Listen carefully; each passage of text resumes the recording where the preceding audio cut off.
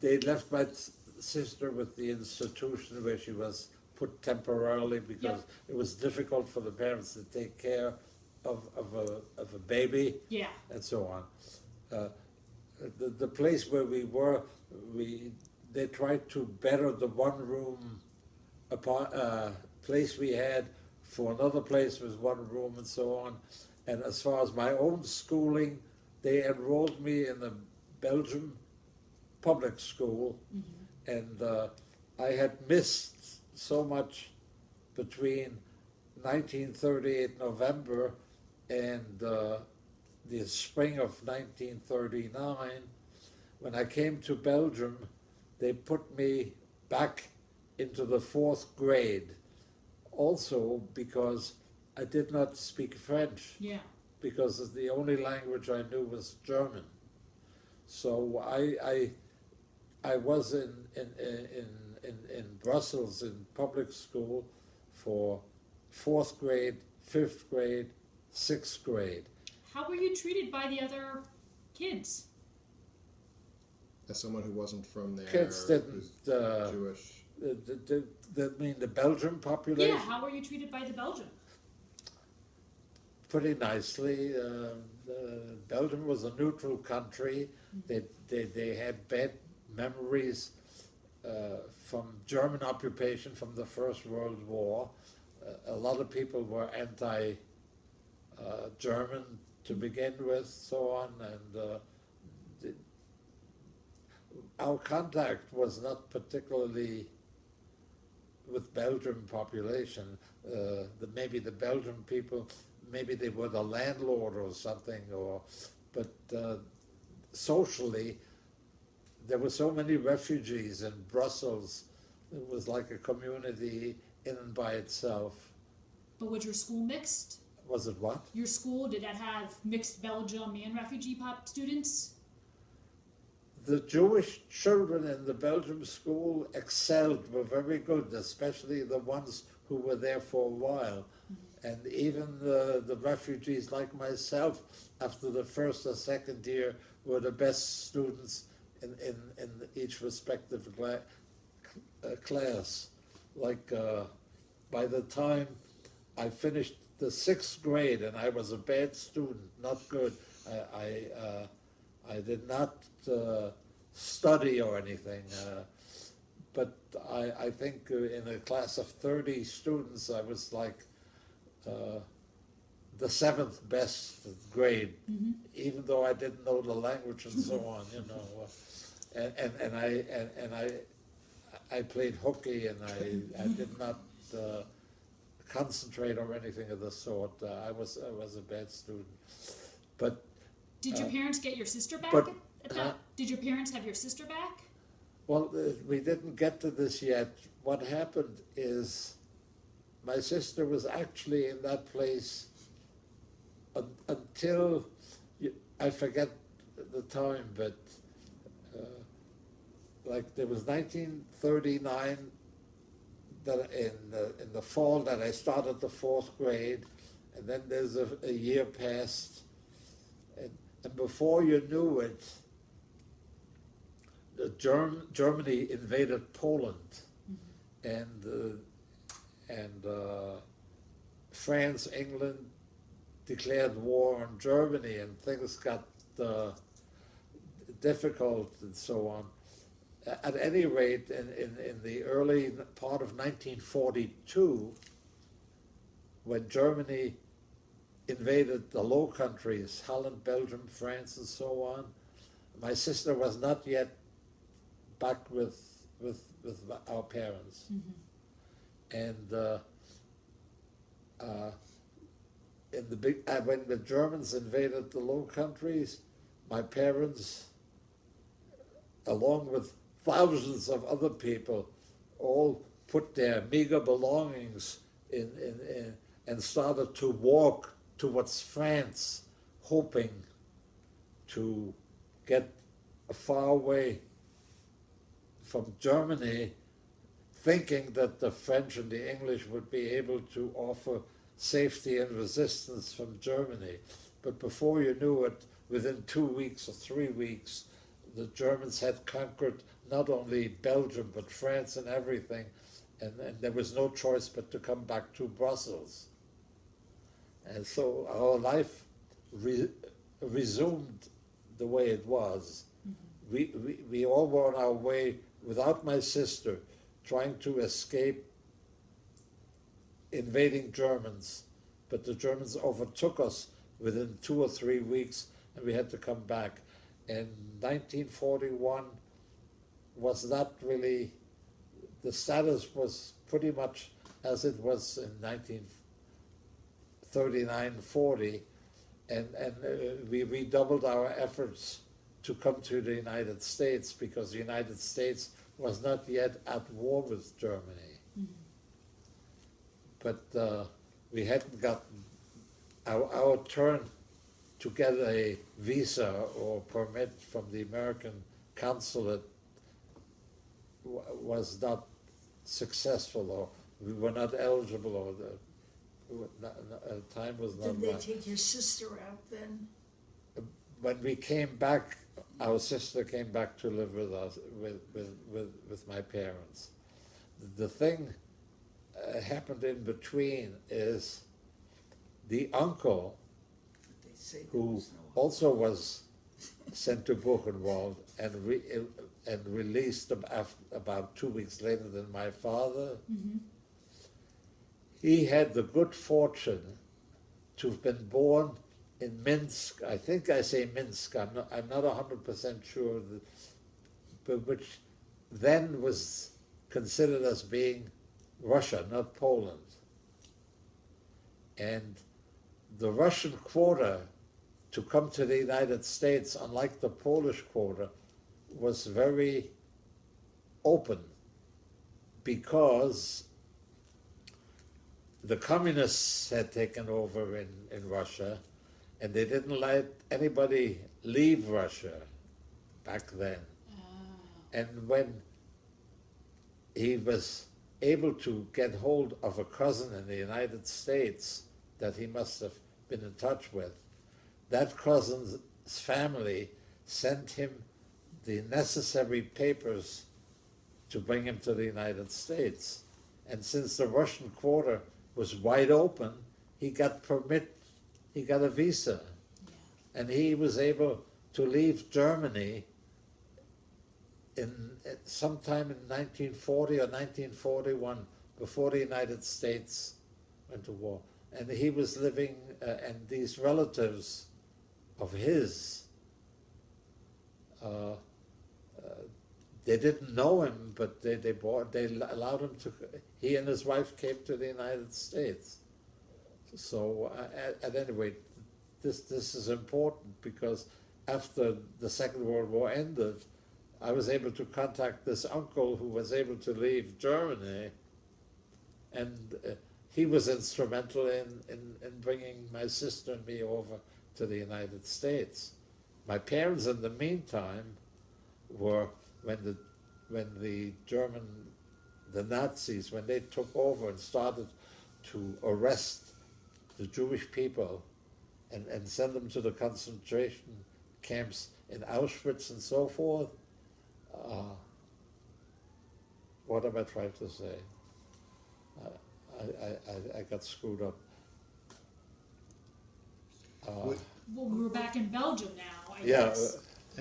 What happened is in 1942, the Germans started to implement killing all the Jewish people and so on. And my father was summoned for labor in Germany or by Germany, and he was sent to France to do labor, and from there he was sent to Auschwitz to be killed, where he did not survive. 42 in 2 months. Huh? He was 42 in 2 months. And my mother was left with my sister and me, and the father was gone. Was there a sense that was going to happen? Was there a fear that that's where, when Jews were being arrested and sent away, was it widely known that there were death camps that Jews were being sent to, or was it assumed that these were labor camps and that eventually people would Well, be let all go? kinds of things were assumed, and the Germans tried to persuade other people that they were labor camps, but they were death camps. What did you know at the time? Huh? What did you think at the time? I was 13 years old. I didn't particularly care. It was, the point was that at one point in the latter part of December, no, let me first say this. There was a Jewish organization, even though the Germans were arresting and deporting the Jewish people, there was an element of the Germans used the Jewish people to cooperate with their intent. In other words, there was a Jewish organization, even though the Jews were being deported and so on, and they cooperated with the Germans on the one hand, but on the other hand, they tried to thwart or prevent the deportations. They had no choice.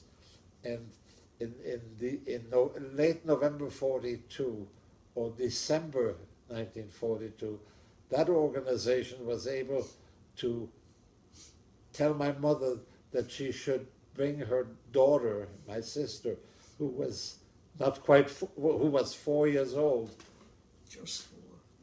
just 4 years old, and they were able to place her with a false name, with a Catholic orphanage or with a Catholic I thought it was a convent, so that they took care of my sister. The Jewish people were getting notifications in Brussels and other places to present themselves for deportation. At one point, the Jewish people did no longer heed the requests because they didn't know what was happening, and they didn't. And the Germans started to send trucks to streets where Jewish people lived and arrest and take them out of their homes and send them to an assembly place where they put them on trains to Auschwitz. Did your father present himself, or was he taken away? My father never was allowed after they took him for work. From there, the Germans sent them to Auschwitz. My mother and I, without my sister, were living in this one-room apartment in a section where on some middle of the week, I was roaming around by myself away from home, and my mother, fortunately, was not home. And that afternoon in December 1942, there was a German vehicle in front of the house where we lived, and they were arresting and taking the Jewish people out. And my mother was not home, so she was not arrested, and I was not home either, was not arrested. But the other Jewish people who were home were all arrested and sent to this assembly point from where they would be sent to Auschwitz or wherever they were sent. So there was a non-Jewish neighbor diagonally across the street from where we lived, and my mother persuaded the woman to let us stay there for the night. And coincidentally, through a lucky thing, the Jewish organization had, through it and the Belgium underground, had made arrangements for them to place me and or place Jewish children so that the Germans would not take the children and send them to Germany. And my mother took me to a railroad station in December 1942, and I met a lady, and the lady said goodbye to my mother. My mother hugged me and kissed me, and the lady took bought a ticket and took me to some distant part in Belgium near the French border where there was a Catholic organization, like a youth camp. And they had youth camps for non-Catholics for children where the parents were broken, the household was broken up, or children who were ill, or children whose father were in forced labor in Germany, that they took care of, and it was run by Boy Scouts and Catholic organizations. And that's where I was sent. And I was in this camp with a false name. They gave me a new name and pretend I was not Jewish, that I was one of the Belgian children on relief there. And during that time, my mother was arrested at some other occasion. And that woman where my mother was able to spend the night sent a letter to me to tell me that my mother was arrested and sent away, which was either in middle of December 1942 or early 1943. I can't imagine getting that letter. Well, she just said, I'm sad to tell you that your mother was arrested. That's all. In a way, my mother shouldn't even have told her where I was, because that woman could have gotten a reward from the Germans for telling them where I was. They could have come and arrested the people where I was being held. Okay, so from then on I haven't seen my parents. Yeah. Since early 42, as far as my father was concerned, and late 42, as far as my mother was concerned. And I had a vague recollection where my sister was, but even during, and I was in Catholic youth organizations camps that they had for deprived or undernourished or children, and in each of those camps they kept me for a number of months because I couldn't stay there permanently, because they were rotating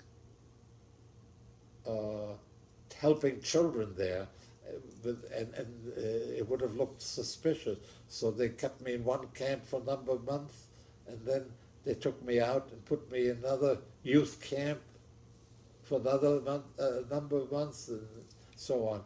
At one How point, was your life in a camp? I mean, in these youth camps. I mean, was there any school? Were you well fed? no, those were. I don't know how good your French is. Convalescent, weren't they? What do you call Like it? convalescent homes? I forgot the name of the Belgium organization that I wound up with. Jeunesse Ouvrière Chrétienne, JOC. It means, jeunesse means youth, ouvrière means worker, and chrétienne means Catholic. So it was a Catholic youth organization for workers, for the children of workers, of Catholic workers where the families were in trouble. And it was run by, they had like monitors or social workers, and